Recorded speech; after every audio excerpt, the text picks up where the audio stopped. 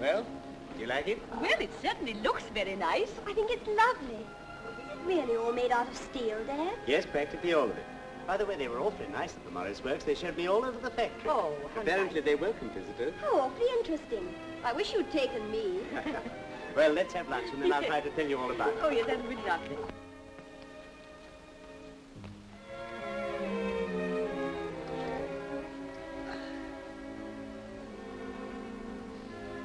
That's better. And now for a nap. Oh, no, you don't. What about that car you were going to tell me about? Oh, yes. All right, then. Well, here goes. Now what shall I call it?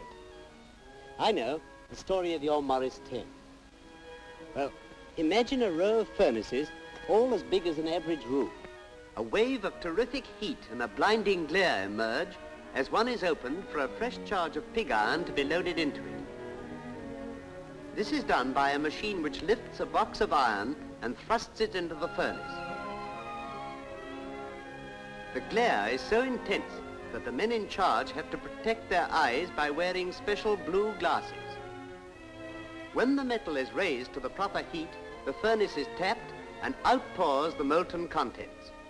This is a most awe-inspiring sight. The metal rushes from the furnace with a roar like some wild animal, and as it falls into the ladle, bursts into showers of sparks. You have to be very careful not to get too near these, as each spark is a piece of molten metal and could cause a very severe burn. Each tapping represents something like 50 tons of metal, and when the furnace is empty, the huge ladle, which is on rails, is moved over a series of molds which are sunk into the floor between the rails. As soon as the ladle is in position, the men who are in charge open the valves and outpours the metal into the molds below, presenting a magnificent spectacle. Each filling is accompanied by an explosive roar, and a cloud of smoke and sparks silhouettes the workers. The metal is left in these molds long enough to allow it to solidify, and the ingots, although still red hot, are then lifted out by a crane and carried to the rolling mills.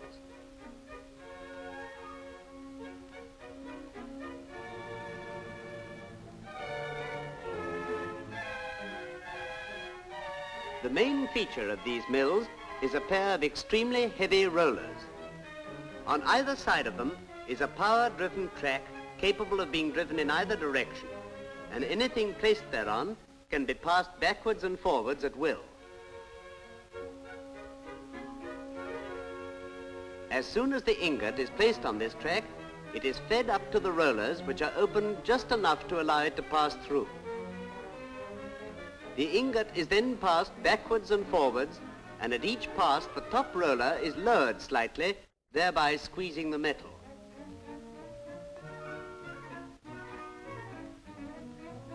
At the same time as the rollers are being closed, the ingot is turned over, and gradually, from an almost rectangular shape of red-hot metal, it becomes an elongated bar.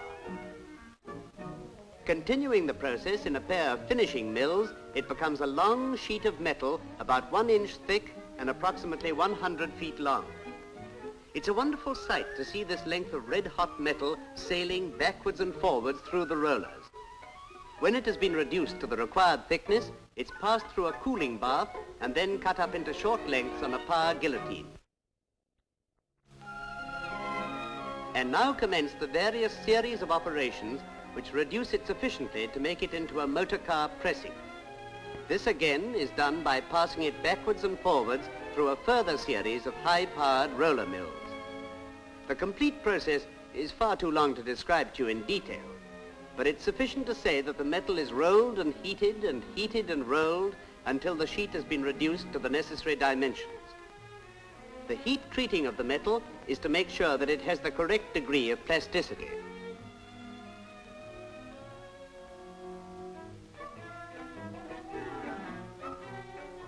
At the conclusion of these reducing operations, the sheet is passed through a machine which stretches it and thus ensures a perfectly flat sheet.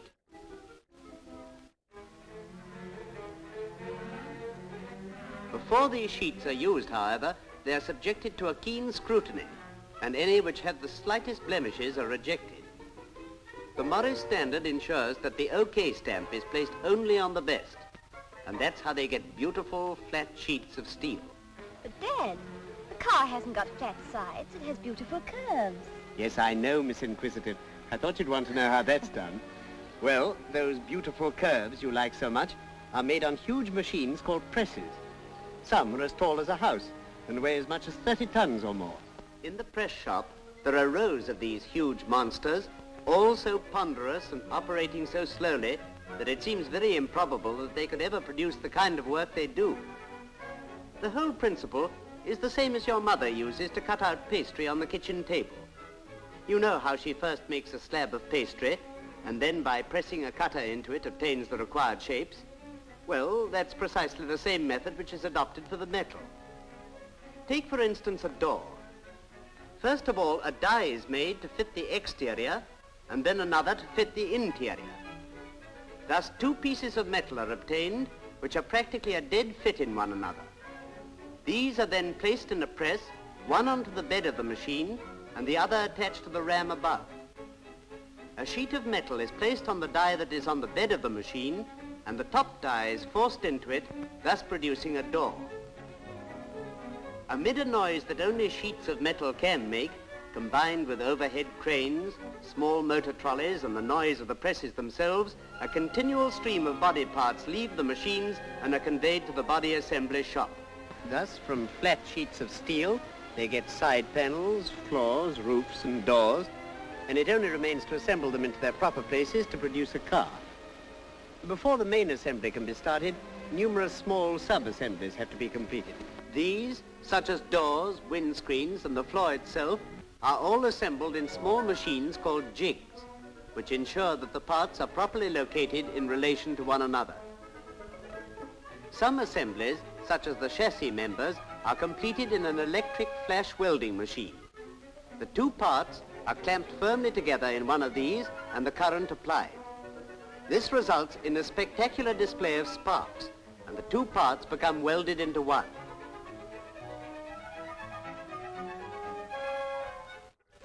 And now we come to the assembly of the body itself. The first step in this direction is to locate the side members by means of the shackle pin holes with steel plugs. As soon as this is done, the sub-assembly of the car floor is placed in position by two operators, while a third man rapidly secures the dumb iron cover ready for welding. When the constructive assembly is complete, operators pull down electric welding machines which are suspended within easy reach and rapidly weld the parts together. Having completed the floor, or what would be called the chassis on an orthodox car, the next operation is to assemble the body's sides. These arrive as two pressings, and being located from the shackle pins as previously, are placed in position. As soon as one side is in position, a jig is placed across the body, which being located off the floor itself, accurately determines the position of the two sides in relation to one another and to the floor.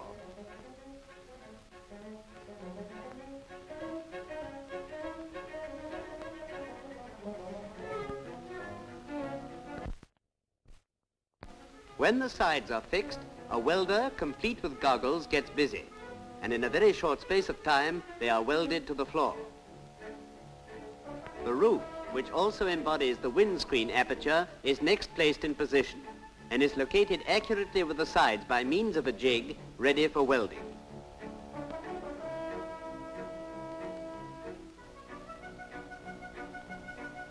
As this part of the body is inaccessible to the portable electric welding machines, this operation is carried out by gas welding.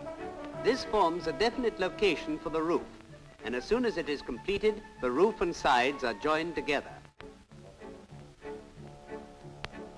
Following this, the wheel arch is joined to the body, and operators working in pits at the side of the moving conveyor accomplish this with the aid of portable welding machines. The next operation is to assemble the luggage boot and rear panel of the car. The panel is made so accurately that it needs only a push of the hand to slide it into its permanent position. Here, the ordinary welding machines are not adequate for the work in hand, and extra long-jawed machines are used to enable the operators to reach the seam.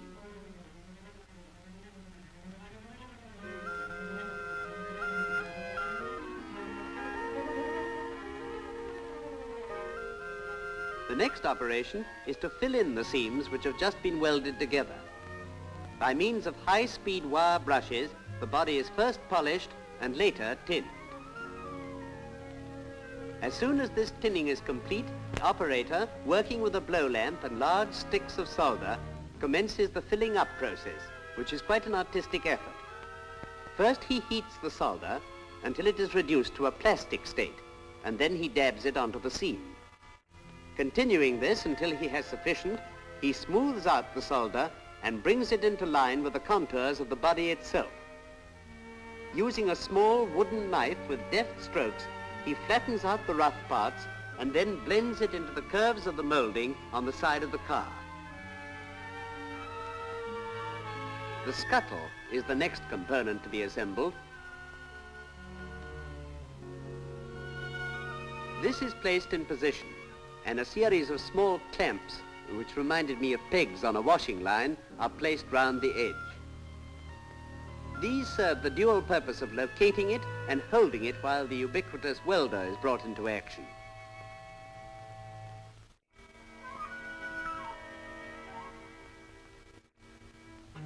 The bodies now have numerous small additions made, and passing along on a moving conveyor have any dents or imperfections removed.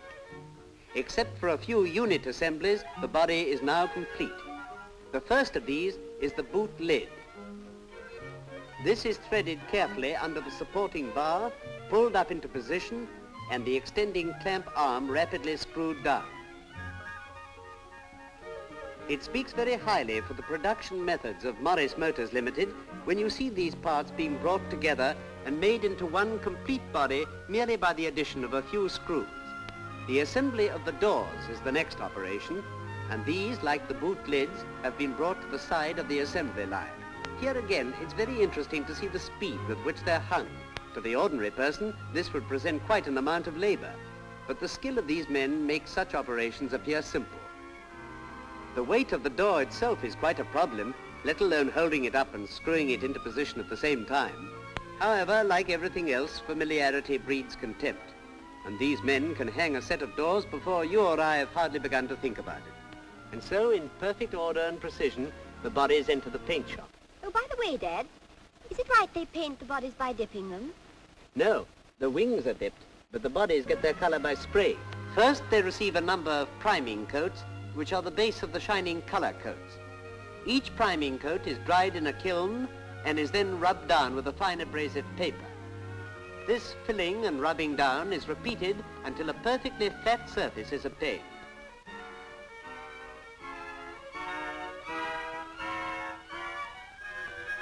After this, they pass through a series of booths where they're sprayed with their color coats. Between each spraying, the body is conveyed for a set period through a drying kiln which thoroughly hardens the paint. As soon as the body has received its final gleaming coat, it is allowed to harden and then passes to the body trimming lines.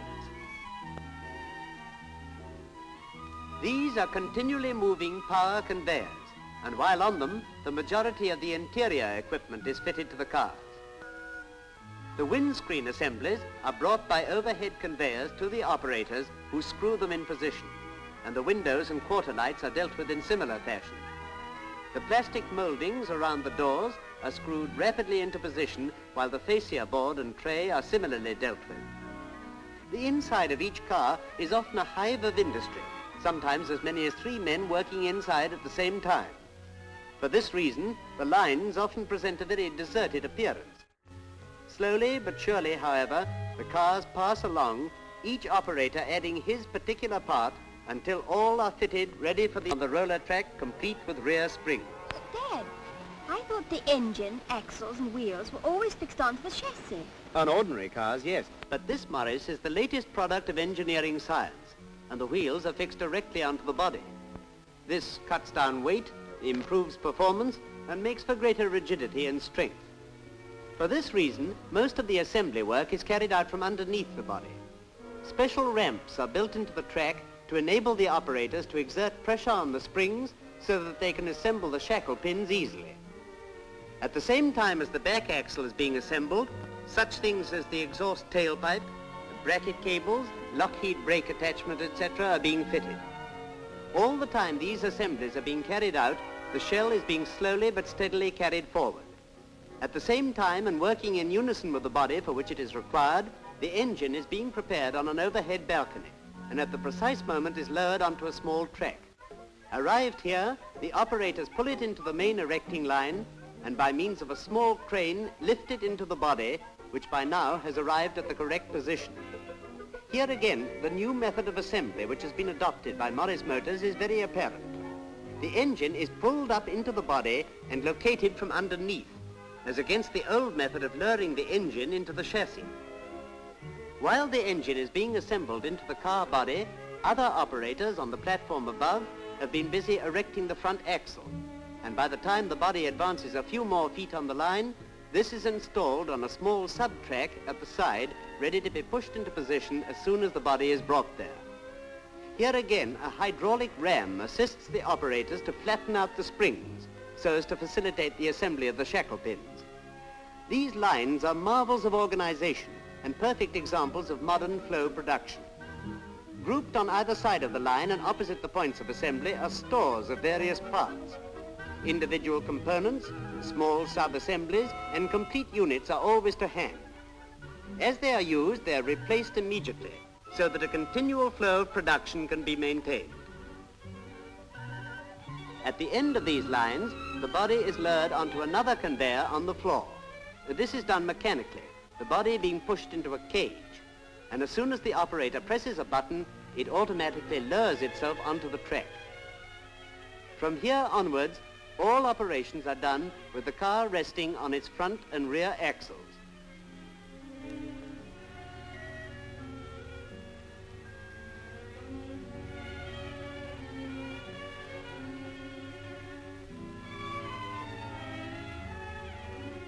After traveling for a few yards more, the body passes under an overhead conveyor carrying radiator units, and the operator has only to lift it off and locate it onto the car.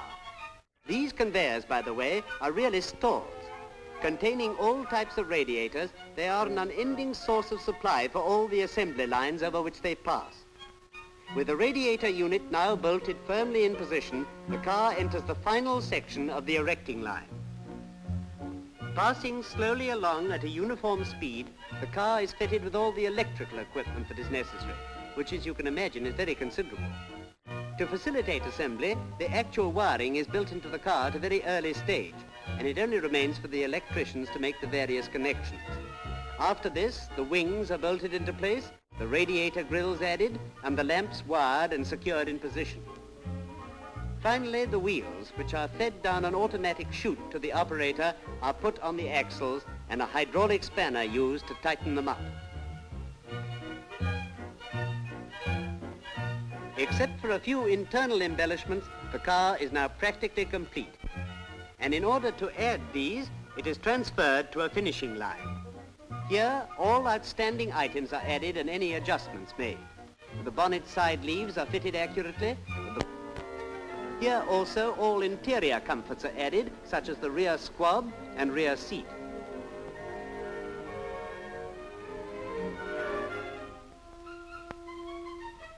The carpets, both back and front, are inserted and clipped down into position, and finally the front seat is put in and bolted down. As a matter of fact, this is where most of the comforts and refinements you're going to enjoy so much are added.